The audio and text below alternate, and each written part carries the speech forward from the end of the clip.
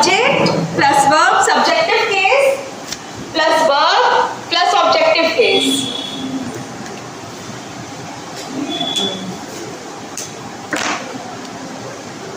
Subjective case plus verb, ऐसे star mark करके ऐसे लिख दीजिएगा एक पॉइंट की तरह, subjective case plus verb plus objective case.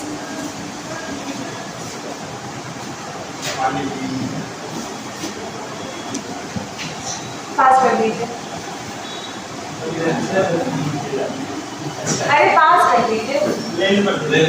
Subjective case plus verb plus objective case. जैसे एग्जाम्पल है रमेश किल्ड हिम, तो यहाँ पे सब्जेक्टिव केस क्या है?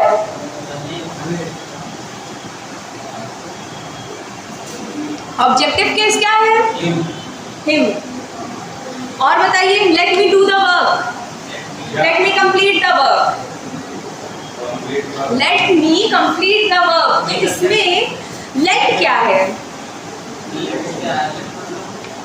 सोचिए,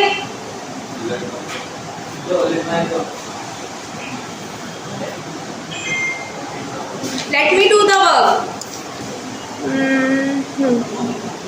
let me do the work. Let आपका एक वर्ब की तरह यूज होगा यहाँ पे, और उसके बाद late me do the work. हाँ, तो डू भी है, बट लेट आपका जो पहले है वो भी आपका एक वर्ब की तरह यूज होगा, लेट। लेट, तो लेट के बाद आपका कौन सा केस? अगर लेट होता let I do the work, तो आई क्या है? आई क्या है? सब्जेक्टिव केस है, तो आई लगेगा वहां पे? नहीं, वर्ब के बाद हमेशा ऑब्जेक्टिव केस आता है, तो आई ना हो के वो मी होगा, late me do the work, let me complete the work. ठीक है, समझे? लेट भी एक वर्ब की तरह यूज होता है, ठीक है। बाद में वर्ब जो है वो है, देखिए, late me complete the work, let me complete the work. तो ऐसा कभी नहीं होता है कि किसी सेंटेंस में एक ही वर्ब हो, कभी नहीं ऐसा होता है। कोई केस नहीं होता कि एक सेंटेंस में दो चीजें साथ में नहीं हो सकती, ठीक है। अब देखिए, अगर ये हम वर्ब ले रहे हैं और ये वर्ब ले रहे हैं, तो देखिए, जब पहला ये वर्ब है तो इसके साथ एक ऑब्जेक्टिव केस आया, अब दूसरा जो वर्ब है इसके साथ भी एक ऑब्जेक्टिव केस आया, वर्ब लिख रहे हैं, वर्ब, ठीक है। दूसरा जो है, समझ में आया? वर्ब के बाद मैंने स्ट्रक्चर क्या बताया? Subjective case plus verb plus objective case.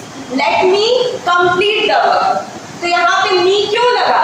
आई नहीं लगता। अगर हम सिर्फ एक वर्ब लेते सेंटेंस में तो ऑब्जेक्टिव केस तो आई है, सब्जेक्टिव केस तो आई है, तो आई लगता ना यहाँ पे। तो क्यों यहाँ पे मी लगा? क्योंकि इसके पहले भी एक वर्ब आया है, और वर्ब के बाद हमेशा आपका ऑब्जेक्टिव केस आएगा। समझ गए सब लोग? yes. क्यों लगा ये? Late me complete the work. देखिए, एक स्ट्रक्चर बताया मैंने, subjective case plus verb plus objective case. और ऐसा कहीं नहीं होता कि एक सेंटेंस में दो वर्ब साथ में नहीं आ सकते, दो नाउन साथ में नहीं आ सकते, ऐसा कभी नहीं होता। ये सिर्फ आपके दिमाग का भ्रम होता है, ठीक है। समझ गए? तो इसलिए late me complete the work, तो यहाँ लेट भी एक वर्ब है और कंप्लीट भी है, ठीक। इसलिए यहाँ पे मी आया। अगर हम एक वर्ब लेते तो यहाँ पे आई लगता ना, आई लगता ना, और मी इसलिए लगा क्योंकि वर्ब के बाद ऑब्जेक्टिव, फिर इस वर्ब के बाद ऑब्जेक्ट आ गया। समझ गए ना? yes. Late me complete the work. और सेंटेंसेस लिखा दे। रमेश किल्ड हिम लिखे थे? नहीं मैम, हाँ, रमेश किल्ड हिम वर्ब है, और रमेश जो है वो सब्जेक्टिव केस है, और हिम जो है वो ऑब्जेक्टिव केस है, ठीक है।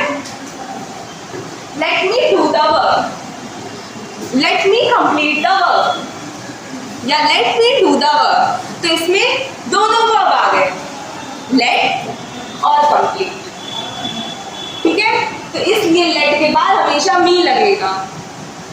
अगर is them who reach there on time.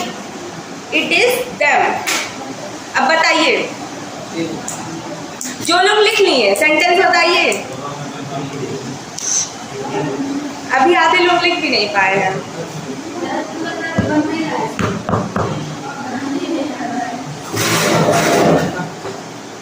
बताइए सेंटेंस सही है? अभी रुक के बताएंगे, ठीक है।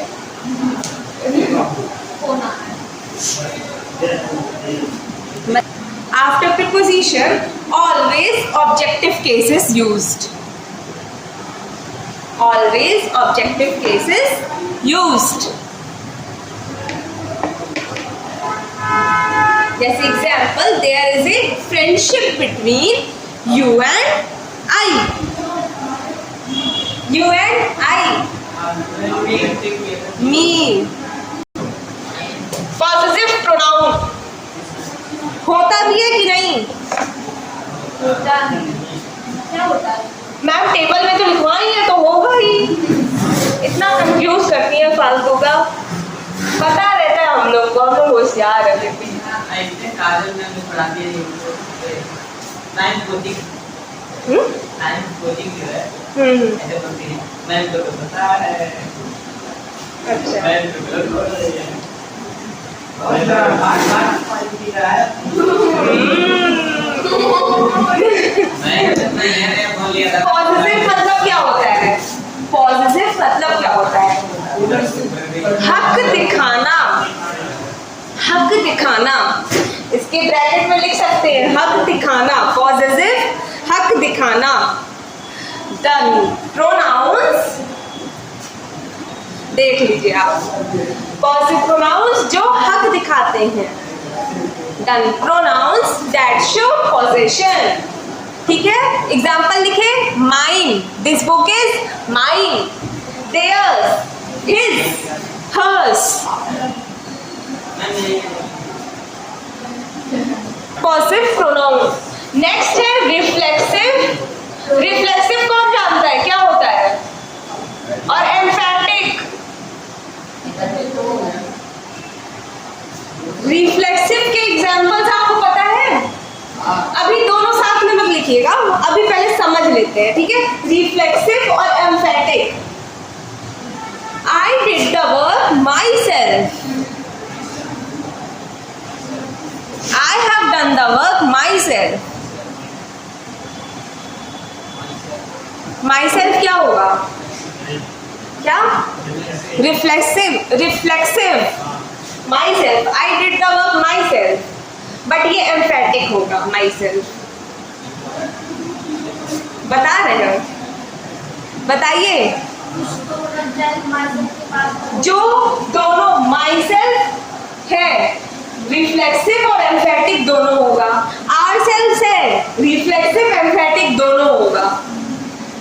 दोनों सेम होते हैं, कंसेप्ट वाइज नहीं, दोनों के एग्जाम्पल सेम होते हैं। एम्फैटिक प्रोनाउन क्या होता है, किसी को पता है कि नहीं?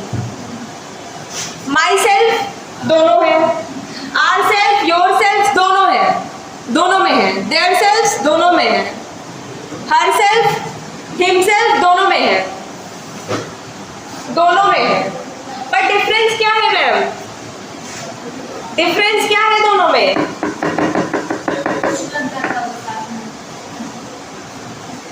आई हर्ट माई सेल्फ। यहां पे माई सेल्फ क्या है? आई हर्ट माई सेल्फ, मैंने खुद को चोट पहुंचाया, ये आपका रिफ्लेक्सिव है। I did the work my self, ये एम्फैटिक है, मैंने खुद से काम किया। अब कोई डिफरेंस समझ में आ रहा है आपको? आई हर्ट माई सेल्फ और I did the work my self.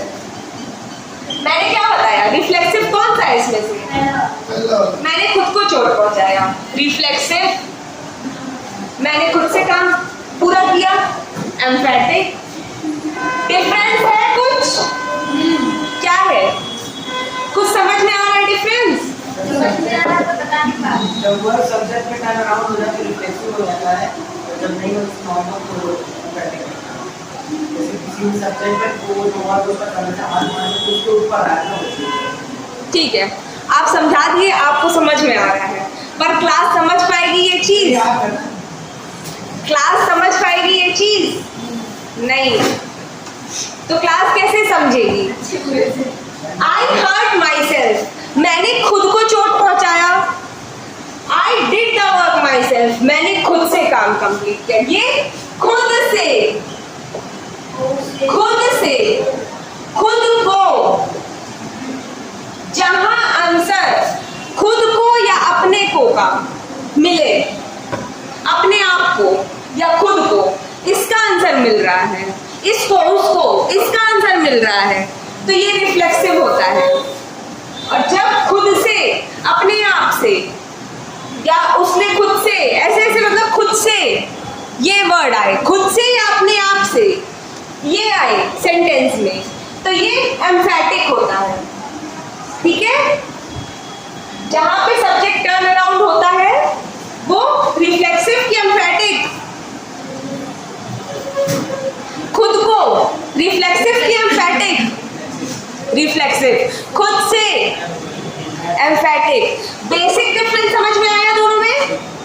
कोई भी सेंटेंस आप रिफ्लेक्सिव या एम्फैटिक दोनों का लेंगे तो एक में खुद को या अपने आप को का आंसर मिलेगा और वो रिफ्लेक्सिव हो जाएगा, और एक में खुद से या अपने आप से का आंसर मिलेगा तो वो एम्फैटिक हो जाएगा। समझ गए? खुद को, अपने आप को। अब रिफ्लेक्सिव का हेडिंग डालिए। समझ में आया दोनों में डिफरेंस? दोनों क्या होता है? अब डेफिनेशन हम जो लिखवाएंगे उसको आप समझने पे है, पर हिंदी में जैसा समझाया है सेम ऐसे होता है। सेंटेंस का हिंदी मीनिंग निकाल लेना, आप आराम से समझ जाओगे।